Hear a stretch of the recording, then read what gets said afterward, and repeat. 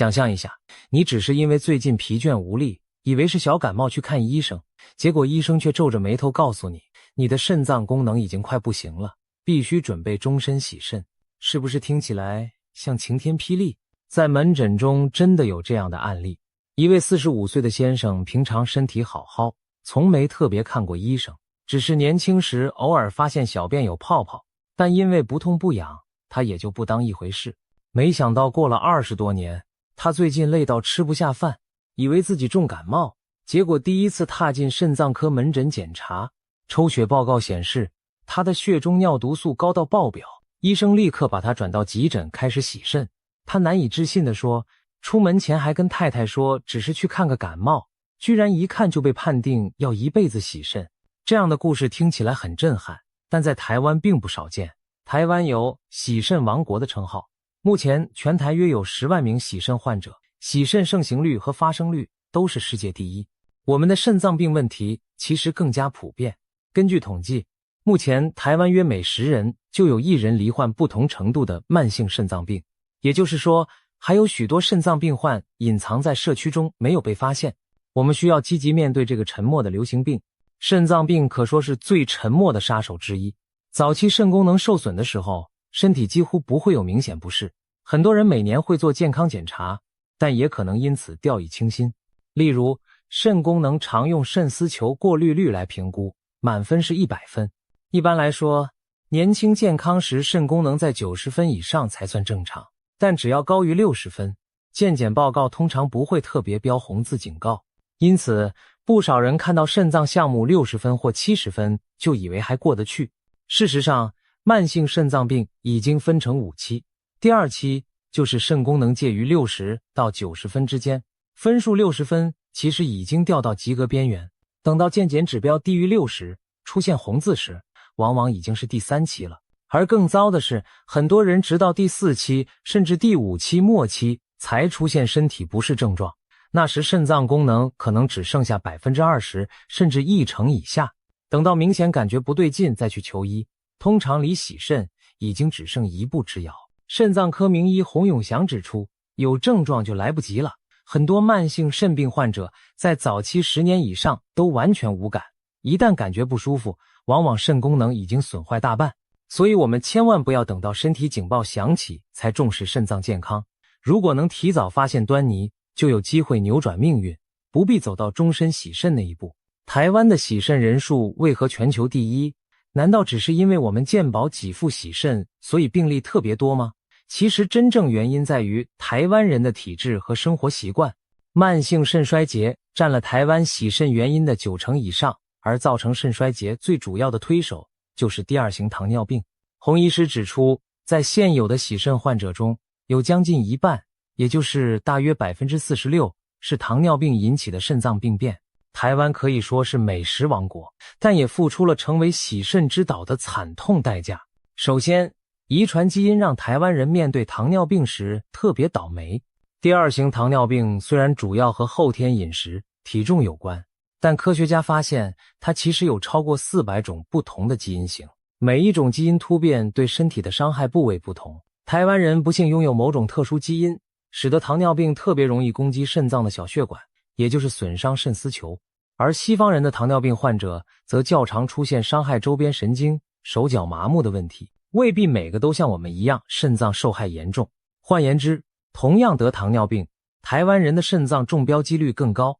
这是老天给我们的挑战。不过，基因带来的坏处可以通过后天努力减少影响。真正让台湾人肾脏不堪负荷的是我们经年累月的饮食与生活习惯。台湾人的饮食文化中，吃甜食所造成的伤肾危机甚至比重咸口味更严重。举例来说，我们的手摇饮料、早餐店和便利商店密度世界第一，意味着加工食品和含糖饮料随手可得。许多年轻人爱吃炸鸡排、薯条等油炸高盐食物，解渴时来一杯含糖饮料，白开水反而不爱喝，一时的口腹之欲满足，对肾脏却是沉重的负担。高油高盐饮食让血压居高不下，而高糖饮食更会让血糖失控，引发肥胖与糖尿病。常年下来，高血压和糖尿病这2大慢性病就如同温水煮青蛙，悄悄把你的肾脏煮熟了，还不自觉。一般人在年轻时肾脏功能储备丰富，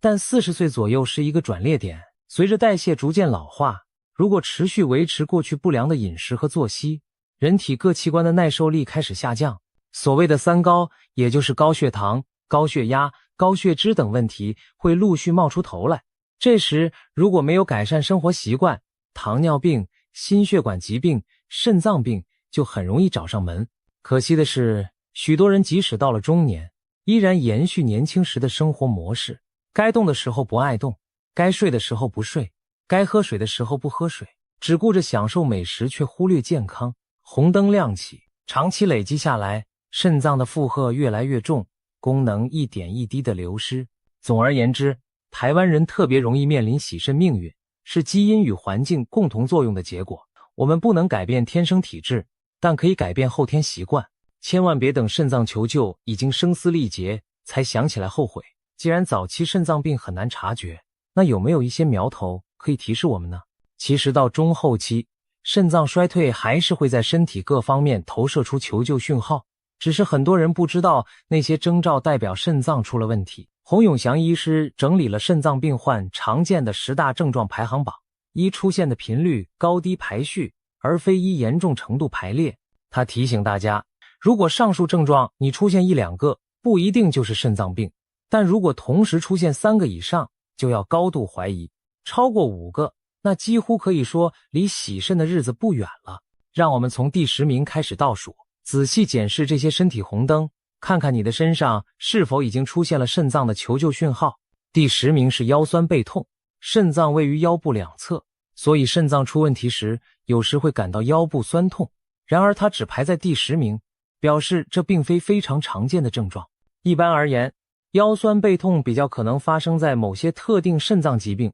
例如多囊肾，这是一种先天性肾囊肿导致肾脏肿大的疾病，严重的泌尿道感染或结石，或者免疫系统相关的肾病变。另外，一些自体免疫疾病，例如红斑性狼疮、类风湿性关节炎、僵直性脊椎炎，也会造成肾病变等等。如果只是单纯劳累或肌肉拉伤导致的腰痛，通常和肾脏无关，不必过度担心。但如果经常莫名腰酸，而且找不到其他原因，就要想到是否肾脏在呼救。第9名是皮肤瘙痒变黑。当肾功能受损，体内的新陈代谢废物无法正常排出，就可能引起皮肤问题，包括全身皮肤干痒，甚至肤色变得比以前暗沉。特别是到了肾衰竭末期，不少病友的皮肤常常奇痒无比，晚上痒到睡不着觉，抓了还是痒。有些人皮肤上还会冒出一颗颗像青春痘的小疹子，但痒痛程度远超青春痘。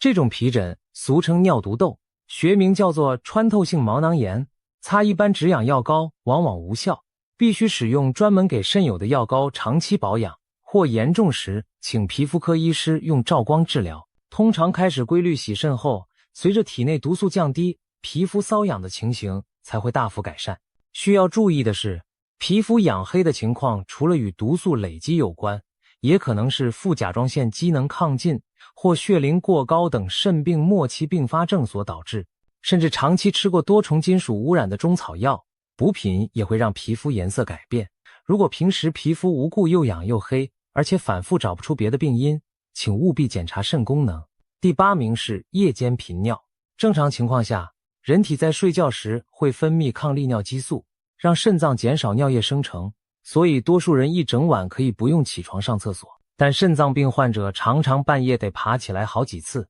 严重影响睡眠。所谓夜间频尿，定义是入睡后到隔天早上起床这段时间，起床小便超过1次以上，就算频尿。慢性肾衰竭的夜尿多，往往与下肢水肿有关。白天时肾功能不好的人常脚肿，因为多余的水分积在下半身组织。躺下睡觉时，这些水分回流进入血液，肾脏一下子负担变重，就像你睡前喝了太多水一样，逼得膀胱不断催你起来排尿。如此恶性循环，睡不好又进一步干扰肾脏荷尔蒙的分泌，更加重夜尿的问题。长期下来，肾脏与心脏功能都会每况愈下。所以如果你发现自己半夜上厕所的次数突然变多，千万不要只以为是喝水喝太多，这可能是肾功能不好的警讯。第7名是气喘胸闷，肾脏功能变差还可能出现呼吸方面的症状，像是稍微活动就气喘吁吁，甚至觉得胸口闷、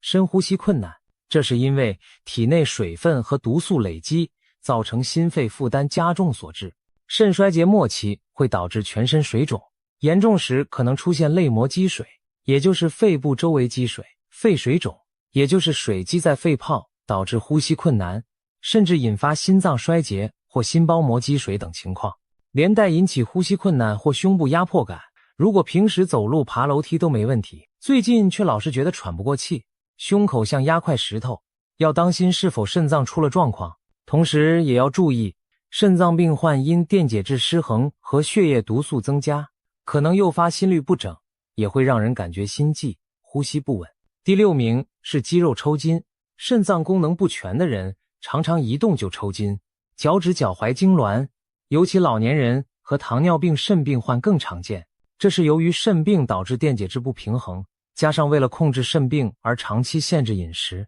容易缺乏一些对肌肉神经很重要的营养素，例如血液中的钙离子和镁离子含量偏低，再加上肾性贫血让肌肉氧气供应不足，以及尿毒症使血液偏酸，刺激神经，种种原因叠加起来，肌肉就容易抽筋。很多病友半夜睡到一半，小腿抽筋痛醒，也是肾脏求救的一种方式。如果你经常没有剧烈运动，却腿部容易抽筋，要考虑检查肾脏，也要检视自己的饮食是否过度节制，导致营养不均衡。第5名是下肢水肿和泡泡尿，脚踝、小腿的水肿如果同时伴随小便起泡，很可能代表蛋白质从尿液流失了。肾脏的重要功能之一就是保留血液里的蛋白质不流失，但当肾丝球发炎受损时，蛋白就会漏出体外，形成蛋白尿。尿中的蛋白使得尿液表面张力增加，出现很多持续不散的泡沫，这就是所谓泡泡尿。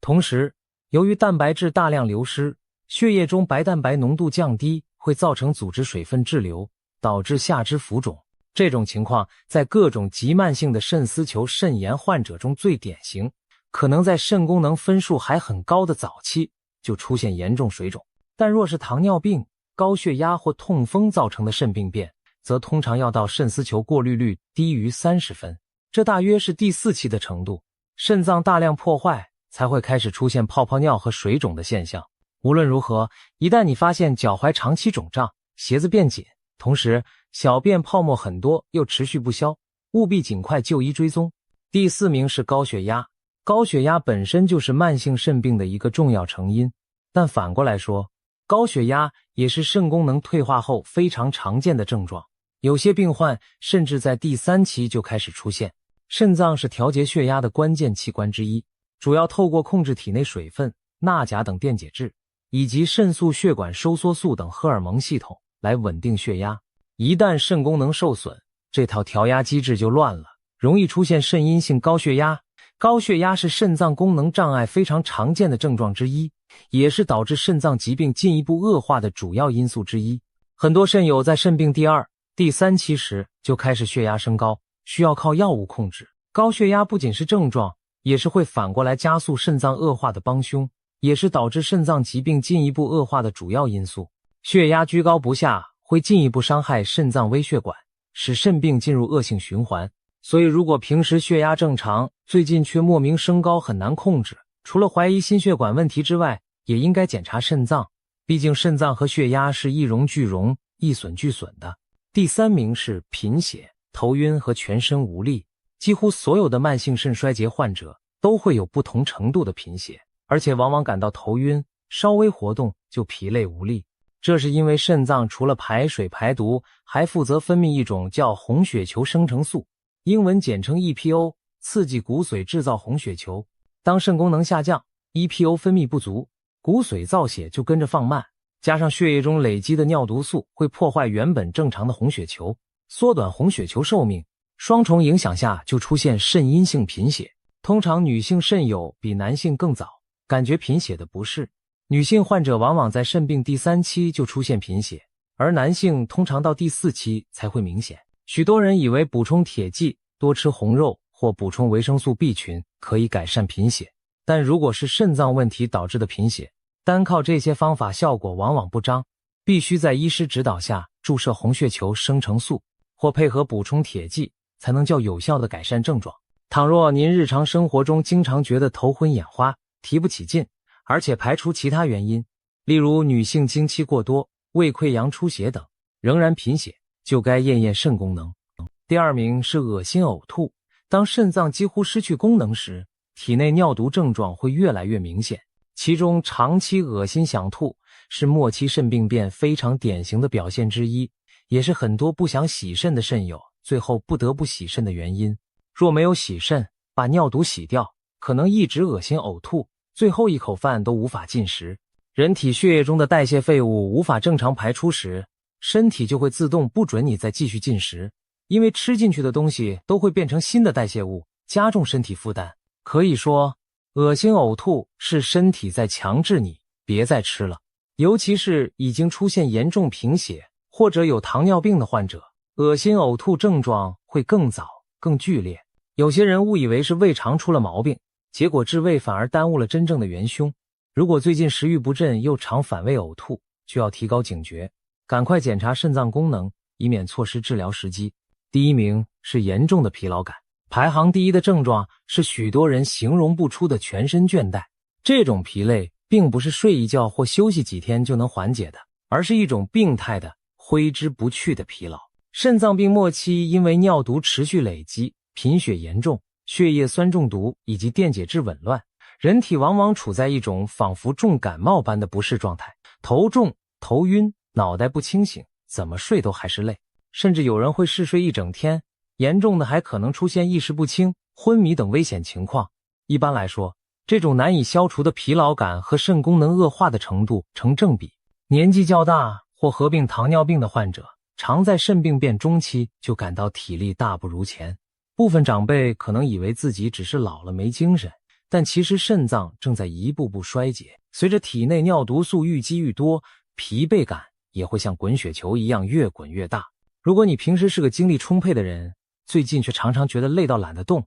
而且休息也无法恢复元气，就要怀疑是不是肾脏拉紧报告了。以上就是肾脏病常见的10大警讯，回想一下，你中了几项呢？再次强调，出现1、2个类似症状不一定代表肾脏衰竭，可能有其他原因。例如泡泡尿也可能只是泡沫产生剂或男性精液残留造成，腰酸也可能只是姿势不良引起的。但是如果3个以上警讯一起发生，就应该马上去做详细的检查。而超过5个症状全中，那真的要有心理准备，极可能已经处在肾脏病的末期。在我的门诊里，就有高达20%的病友因为平时欠缺检查，直到肾衰竭末期症状丛生，才不得不开始洗肾，令人惋惜。记住，肾脏的求救信号一旦出现，就像汽车的警示灯亮起，代表故障已经很严重。我们千万不要等到肾脏坏到闹脾气才想到送修。定期筛检、控制慢病、健康生活，这3大原则要牢记在心。知道了以上这些警讯，我们应该怎么做才能避免落入第一次看诊就洗肾的命运呢？关键在于预防胜于治疗，在疾病早期就拦截，别让肾脏继续坏下去。归纳专家们的建议，想保护肾脏大致上有3大原则：一是定期筛检，2是控制慢病，3是健康生活习惯。只要牢牢守住这3点，多数人都能远离洗肾。首先，养成定期检查肾脏的习惯非常重要，尤其是30-40岁以上的成人，或者有三高、肥胖家族史的人，每年至少要做一次肾功能相关检查，包括抽血、测肌、酸酐，以换算肾丝球过滤率和验尿看有无蛋白尿等。不要只看健康检查报告上的红字，建议把每年的肾脏数值留下记录，比对前几年是否有明显下降。如果发现 eGFR 分数逐年下滑，即使尚在正常范围，也应及早和医师讨论改善策略。有些人或许觉得抽血验尿很麻烦，不痛不痒没必要，但就像前文提到的，肾脏病初期真的不痛不痒，一旦痛起来通常就晚了，宁可麻烦一阵子，也不要痛苦一辈子。现在医疗院所都有健检套餐，许多社区活动也提供免费筛检肾脏的服务，大家不妨善加利用，别让肾脏问题漏网。第二，积极控制已有的慢性病，这里指的主要是糖尿病和高血压，以及高血脂、痛风等等。这些慢性疾病本身就会直接损伤肾脏，或间接引发肾病，因此一定要遵照医嘱治疗。以糖尿病为例，血糖长期居高不下会破坏肾脏微血管，引起糖尿病肾病变，但如果能把糖化血色素控制在目标值以下，肾病发生率就会大幅下降。同样地，高血压患者如果乖乖服药，把血压维持在正常范围，肾脏坏掉的风险也会降低。曾有病友问，医生，假如我得了肾脏病，是不是血压和血糖也没救了？事实上，健康是相通的，肾脏好，血压血糖也比较稳，反之亦然。如果已经确诊慢性肾脏病，就更要严格管理其他慢病，把伤害压到最低。第三，也是最根本的，就是培养良好的生活习惯，避免让肾脏承受不必要的负担。这部分其实就是老生常谈的健康生活守则，但我们仍要再次提醒一些跟肾脏密切相关的重点：均衡饮食，避免高盐、高糖、高油。肾脏最怕我们吃出三高，请尽量在家烹调天然的新鲜食材，少吃加工食品和外食。烹饪时减少盐巴、酱油的用量，可以用香料或天然食材提味，逐步降低口味的咸度。世界卫生组织建议，成人每天盐分摄取量不超过5公克，约莫1小茶匙的量，但多数台湾人都超标了，难怪高血压盛行。除了咸，也别忘了戒掉含糖饮料的习惯，因为糖分过高会导致肥胖和胰岛素阻抗，伤肾程度不亚于盐分。想解渴，就喝白开水或无糖茶吧。记住，每一次大吃大喝都是在透支你的肾脏存款，而均衡清淡的饮食才能让肾脏寿命更长。充足水分，不憋尿不忍渴，水是最天然的肾脏清洁剂，平时应该少量多次补充水分，让肾脏源源不绝有水能代谢废物，预防结石和尿路感染。相反地，有些人怕上厕所麻烦，就故意白天少喝水，甚至憋尿，长期下来非常伤肾。特别是女性朋友，因公共厕所不方便，从小养成憋尿坏习惯，不爱喝水，结果泌尿道感染反复发作，甚至拖累肾脏。趁现在就改掉憋尿的习惯，有尿意就快点解放。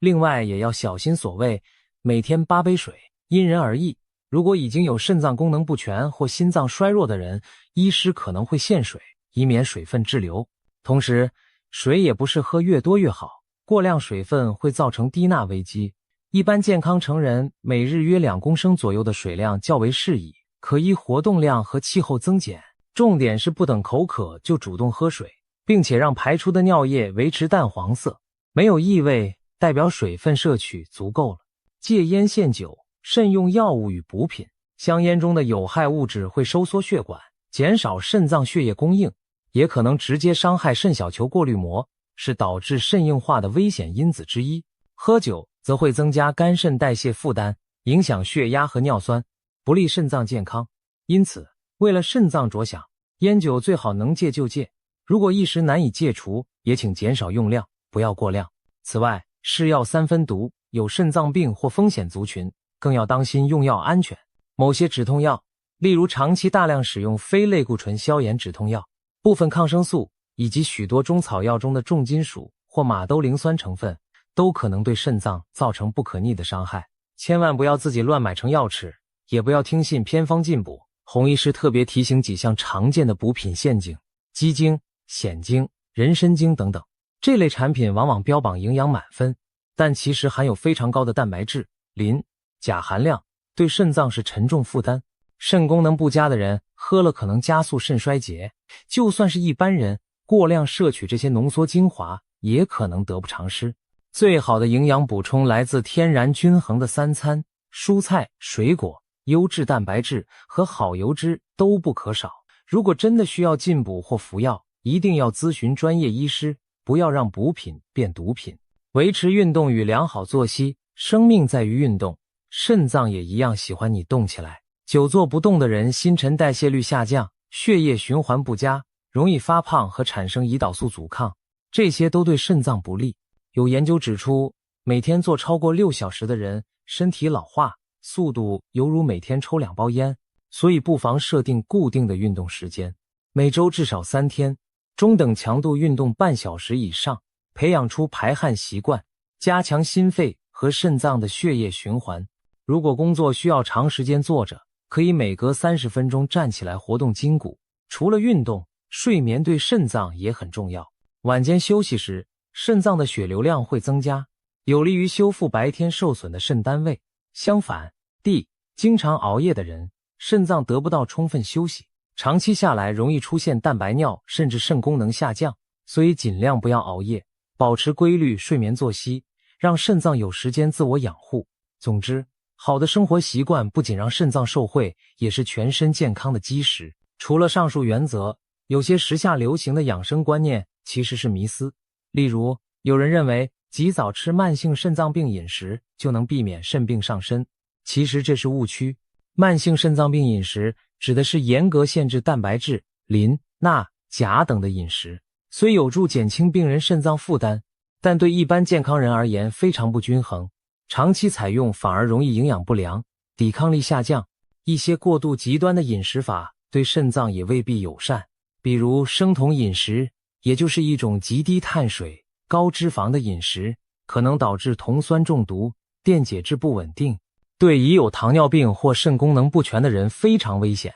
又如高蛋白减肥法，会让肾脏超负荷运作，产生过多含氮废物，久了增加肾病风险。因此，不管你为了健身或减肥采取什么饮食计划，都务必量力而为，并且定期监测身体数据。最好的办法还是遵循专业营养师或医师的建议，以均衡多样为原则，针对自己的身体状况调整饮食，才不会因小失大。根据统计，目前台湾约每10人就有1人罹患不同程度的慢性肾脏病，也就是说，还有许多肾脏病患隐藏在社区中没有被发现。我们需要积极面对这个问题。值得庆幸的是，如果在肾衰竭前期及时采取行动，肾功能是有机会稳定甚至部分改善的。有些第2型糖尿病患者在健康检查发现微量蛋白尿，也就是肾脏早期受损的迹象后，痛下决心，透过减重、饮食控制和药物调整，在几个月内让尿蛋白消失，